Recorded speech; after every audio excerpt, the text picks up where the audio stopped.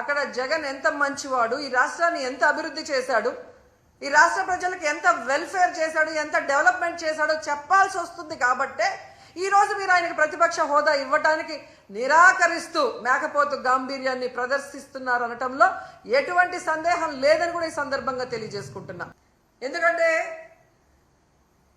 దేశంలో ఏ రాష్ట్రంలో లేనటువంటి విధంగా ఈరోజు ఈ పిఏసి చైర్మన్ని మీరు తీసుకోవటం అనేది చూస్తుంటే, గతంలో ఎక్కడో విన్నాను తాలిబన్ల పాలనలో మాత్రమే ఇలా జరిగిందని, తర్వాత నారా చంద్రబాబు నాయుడు గారి పరిపాలనలోనే ఇలా జరిగింది అనేది చరిత్రలో చరిత్రహీనుడిగా మీరు నిలిచిపోతున్నారని కూడా ఈ సందర్భంగా తెలియజేసుకుంటున్నా.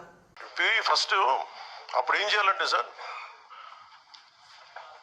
అప్పుడు జర్మనీకి వెళ్ళిపోవాలండి.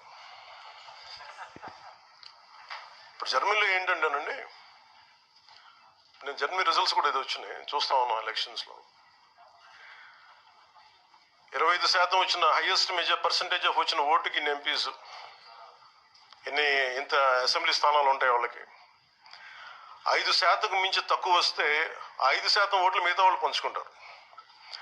మనకు అలాంటి బెనిఫిట్ మనకి లేదు కాబట్టి మన రాజ్యాంగంలో లేదు. వాళ్ళు మంకు పట్టు పడితే they are free to go to Germany. Thank you.